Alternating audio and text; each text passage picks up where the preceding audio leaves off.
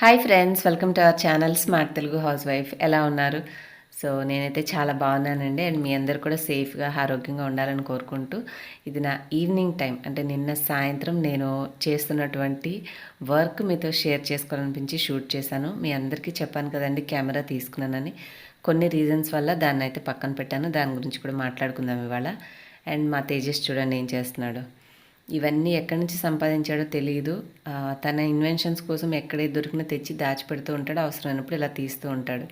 So ఇలా shoot చేయమని చాలామంది చెప్తున్నారండి. అంటే తను ఎప్పుడేం చేసినా చేసి చూపిస్తూ ఉండండి అని. అందుకనే నేను యాడ్ చేస్తున్నాను. లేదంటే ప్రతిరోజు ఒకటి ఉంటుంది. ఈ విధంగా ఇప్పటికి నేను ఎన్ని మిస్ చేశాను. సో రోబో ఫేస్ అంట, దానికి చెవుల్లాగా అటు ఇటు పెట్టాడు, కళ్ళకి చక్రాలు లాంటివి పెట్టాడు. అండ్ ట్యాబ్ ఛార్జింగ్ పెట్టేసేసుకొని తన పని తను చేసుకున్నాడు. తన ఓన్ బెడ్, తనకు ఒక ఫ్యాన్ ఉంటుంది. ఇక చదువైనా పడుకోవడమైనా ఇన్వెన్షన్స్ అయినా దీని మీద చేసుకుంటాడు. లేదంటే అన్ని హాల్లో వేసి కూర్చుంటాడు. సో ఈ విధంగా నేను చక్కగా ఇల్లంతా సర్దిన తర్వాత తీసుకుని కూర్చొని మొదలు పెడతాడనమాట. సో ఇట్లా ఇరిటేట్ కూడా చేస్తూ ఉంటాడు.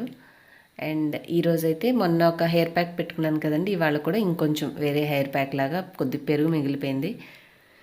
డాండ్రఫ్ అది ప్రాబ్లం రాకుండా కొంచెం నిమ్మ పొడి ఉంటుంది కదా, నీమ్ లీఫ్ పౌడరు, సో వేపాకుల పొడి, అది కొంచెం ఉసిరిపొడి వేసుకుంటే నాకు ముందే రఫ్గా ఉంటుందండి హెయిర్. సో అది ఇంకొంచెం బరకగా అనిపిస్తుంది. బట్ ఉసిరి జుట్టుకు మంచిది కదా అన్న ఉద్దేశంతో మరీ స్కిప్ చేయకుండా కొంచెం వేసుకున్నాను.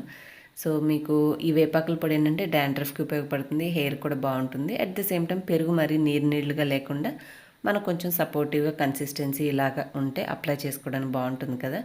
సో ఈ విధంగా నేను కలుపుకున్నాను. మీకు ఒకవేళ వేపపొడి లింక్ కావాలంటే డిస్క్రిప్షన్లో ఉంటుంది, చెక్ చేయండి. ఆరిగెన్స్ బ్రాండ్ వాళ్ళవి. అండ్ నిన్న సాయంత్రం వచ్చేటప్పుడు చికెన్ తెచ్చుకున్నారు మా వారు. సో కర్రీ చేయమన్నారు. ఉల్లిపాయలు కోసేసి చక్కగా గోల్డెన్ కలర్ వచ్చిన తర్వాత ఇవి వేసానండి. వేసిన తర్వాత ఇప్పుడు ఏం కలుపుతున్నానంటే మసాలా కలుపుతున్నాను. సో ఈ ప్రాసెస్ అంతా చూపించవచ్చు కదండి అని మీరు అనొచ్చు. సో ఈ ప్రాసెస్ చేసేటప్పుడు నేను చేసిన పని ఏంటంటే కెమెరా పట్టుకొని పక్కన పెట్టాను. మీకు కింద చూపించాను కదా.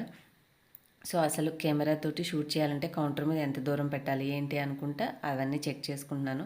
మసాలా కూడా వేసేసానండి. చెక్క, లవంగ, యాలకులు, కొన్ని జీడిపప్పులు, అలాగే అల్లం, వెల్లుల్లి, కొంచెం ఉల్లిపాయ కూడా వేశాను. సో దీనివల్ల ఏమవుతుందంటే మనకి గుజ్జుగా వస్తుంది, మరి నీళ్ళుగా రాదు కూర. సో అవంతా కూడా వేసేసి దీంట్లో నిదానంగా కలుపుతూ ఉన్నాను. మసాలా కొంచెం ఫ్రై అవ్వాలి కదా, మనము చికెన్లో నీళ్ళన్నీ బయటకు వచ్చే వరకు వెయిట్ చేయాలి. ఈసారి ఇంకొకసారి కుక్ చేసినప్పుడు షేర్ చేస్తానులేండి. సో ఇప్పుడు ప్రస్తుతం ఈరోజు ఏంటంటే నేను వీడియో షూట్ చేసుకున్న దానికంటే కూడా దీంట్లో ఎక్కువగా కాన్సన్ట్రేట్ చేశాను.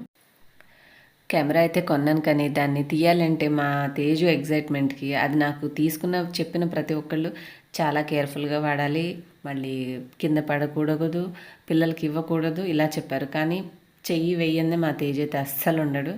తన ఎగ్జైట్మెంట్కి సడన్గా ఏం చేస్తాడో తెలియదు. అండ్ వన్ మోర్ థింగ్, నాది పెద్ద ట్రైపాడ్ కాకుండా చిన్నది, కొంచెం లైట్ వెయిట్ అండి. ఇది నేను గూగుల్ ఈవెంట్కి వెళ్ళాను కదా, తెలుగు డే ఈవెంట్స్కి, అక్కడ జరిగినప్పుడు ప్యానెల్ మెంబర్గా పిలిచారు. ఆ టైంలో సెలెక్ట్ అయిన, అంటే పిలిచిన వాళ్ళందరికీ ఈ యూట్యూబ్ నుంచి ట్రైపాడ్ కూడా గిఫ్ట్గా ఇచ్చారు. అలాగే బ్లూటూత్ ఉన్నటువంటి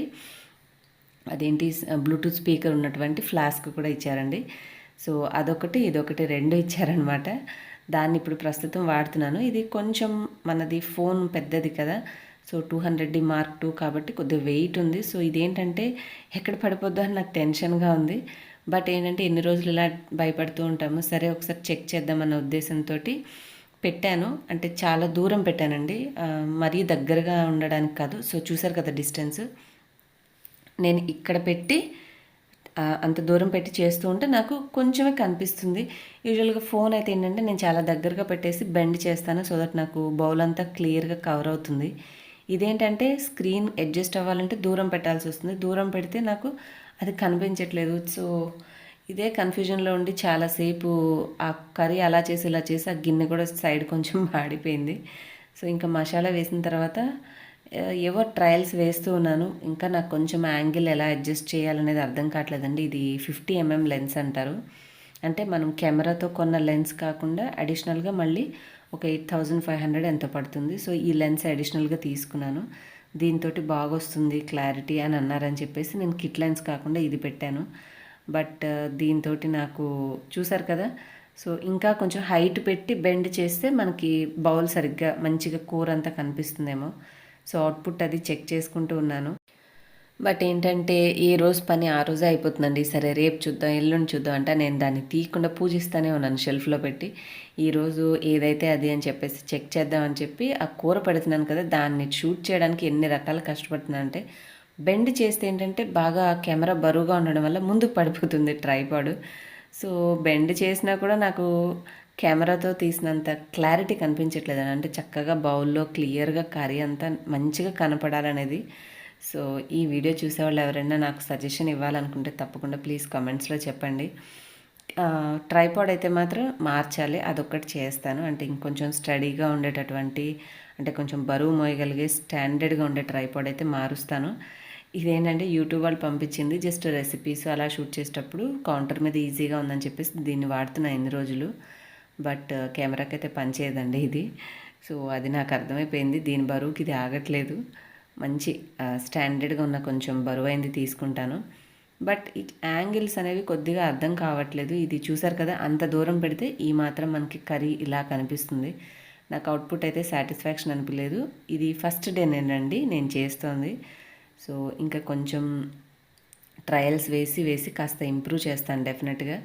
సో దట్ ఇది గానీ ఇంకొంచెం ఒక 1 ఆర్ 2 డేస్ కష్టపడ్డానంటే మన రెసిపీ ఛానల్ స్వప్నాస్ కిచెన్‌లో మంచి అవుట్‌పుట్ తోటి మీకు రెసిపీస్ అనేవి వస్తాయి.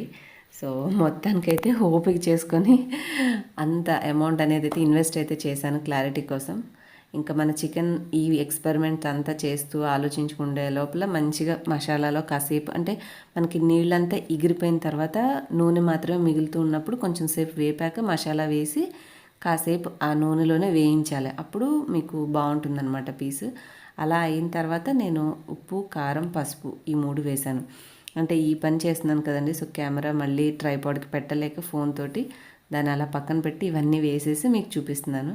సో, మీకు డ్రైగా తింటారు చూడండి. అంటే గుజ్జుగా కాకుండా కొంచెం నూనెలోనే వేయించని. అలాంటప్పుడు ఇలా చేసి కూడా కాసేపు మగ్గించి మీకు ముక్కలు మెత్తగా అయ్యాయి అనుకున్న తర్వాత ఆఫ్ చేసేయచ్చు. సో, డ్రై కర్రీ లాగా బాగుంటుంది. కాదు మనం అంటే కొంచెం ఇంట్లో అందరికీ ఫ్యామిలీకి బాగుండాలి, గ్రేవీగా ఉంటే కర్రీ అన్నంలో ఇష్టపడే వాళ్ళైతే కాసేపు ఇంకాస్త ఉప్పు, కారం, పసుపు వేస్తే కొంచెం సేపు ఆగాలి. ఒక అర నిమిషం ఆగిన తర్వాత నీళ్లు పోస్తే ఏమవుతుందంటే ఈ లోపల మనం వేసిన స్పైసెస్ అన్నీ కూడా పీసెస్కి పడతాయి. సో, ఆ తర్వాత మనము సరిపడా నీళ్లు గుజ్జుగా ఎంత కావాలి. కొంతమంది బాగా పులుసుగా తినేవాళ్ళు ఉంటారు. కొంతమంది చిక్కగా పులుసుగా తినేవాళ్ళు ఉంటారు. సో, మన ఇష్టాన్ని బట్టి నీళ్లు ఎక్కువ తక్కువ అనేది అడ్జస్ట్ చేసుకొని నీళ్లు పోసి దగ్గరకు వచ్చే ముందు ఉప్పు చూసుకోవాలి. అంటే మనం ముందు వేసింది సరిపోయిందా లేదనేది చూసుకొని వేడి మీద ఉండంగానే సరిచూసి వేసుకుంటే మిగతా గ్రేవీకి కానీ ముక్కలకు కానీ సరిపోతుంది మనం తినే సమయానికి. సో, ఇలా ట్రై చేయండి. మీకు చికెన్ కర్రీ బాగా వస్తుంది. సో, కొంచెం నేను ఈ కెమెరా హడావిడిలో ఉండి ప్రాసెస్ అనేది పర్ఫెక్ట్‌గా చూపించలేకపోయాను. బట్ వాయిస్ ఓవర్‌లో మీకు నీట్‌గా ఎక్స్‌ప్లెయిన్ చేయొచ్చనే ఉద్దేశంతో షూట్ అయితే చేశాను. కర్రీ అయితే మంచిగా కలర్ఫుల్‌గా చాలా బాగా కుదిరింది. సో, ఇప్పుడైతే నేను అవన్నీ మిక్స్ చేసేస్తూ ఇలాగా చూపిస్తున్నాను. అండ్ కెమెరా అయితే ఏంటంటే అండి ఫోన్ మనకి చేతిలో పట్టుకొని ఇట్లా క్లియర్‌గా చూపిస్తున్నాను మీకు దగ్గరగా. కాకపోతే ఏంటంటే అది బాగా వేడిగా ఉంటుంది మనం రెసిపీస్ చేసేటప్పుడు. కొద్దిగా భయంగా కూడా అనిపిస్తూ ఉంటుంది నాకు ఫోన్ వేడిగా ఉంటుంది కదా అని. అందుకని చెప్పేసి ఎస్పెషల్లీ రెసిపీస్ ఛానల్ కోసమే నేను కెమెరా కొన్నాను. వ్లాగింగ్ అంటే మనం చాలా చాలా టైం షూట్ చేస్తాం కదండీ. సో, మెమరీ అనేది ఫుల్ అయిపోతుంది. దీనికి ఏంటంటే క్లిప్స్ వైస్‌గా మనము కొంచెం కొంచెం షూట్ చేసుకొని మళ్ళీ పాజ్ చేస్తూ ఉంటాం కాబట్టి అడ్జస్ట్ అవుతుందని ఆలోచించి తీసుకున్నాను. సో, మొత్తానికైతే ఈరోజు సక్సెస్ఫుల్గా కొన్ని అంటే నేను మీకు ఇది అయిపోయిన తర్వాత రెసిపీ ట్రై చేశానులేండి. కొన్ని ఫొటోస్, వీడియోస్ చేయడం. ఇంకా మన కర్రీ అయితే ఇట్లాగా ఒక్క నిమిషం పాటు హైలో పెట్టి మరగడం స్టార్ట్ అయ్యాక సిమ్లో పెట్టేసేయండి. కూల్గా మీకు కావాల్సినంత గ్రేవీ వచ్చాక ఆఫ్ చేసేసారంటే పర్ఫెక్ట్గా కర్రీ అనేది రెడీ అయిపోతుంది. సో, మొత్తానికి నా ఫోన్ ఇలా ఉంది. ఈ వర్క్ అంతా అయిపోయిన తర్వాత నేను మార్నింగ్ చేసిన ఎగ్ కర్రీ నాకుంది. సో, మన ఫైనల్ కర్రీ లుక్ కూడా మీకు చూపిస్తాను. ఎందుకంటే నేను ఎప్పుడు వంట చేస్తాను ఫైనల్గా వచ్చే అవుట్పుట్ మర్చిపోతూ ఉంటాను వండేసేసి ఫోన్ పక్కన పెట్టేయడం వల్ల. సో, కర్రీ చూసారా మేమైతే ఇలా ఇష్టపడతారు. మరీ వాటర్గా ఉంటే తినరండి మా ఇంట్లో. సో, ఇలా ఉండాలి గుజ్జుగా. ముక్కలు కూడా చక్కగా ఉడికాయి. సో, వండేసేసాను. హ్యాపీగా వాళ్ళు చికెన్ కర్రీతో ఎంజాయ్ చేశారు. నాకు ఎగ్ కర్రీ ఉంది. ఇది ఫ్రెండ్స్ ఇవాల్టి వీడియో. హోప్ మీకు నచ్చిందని అనుకుంటున్నాను. నచ్చితే like, share, comment and subscribe for more videos. Next వీడియోలో కలుద్దాం. Thanks for watching. బాయ్.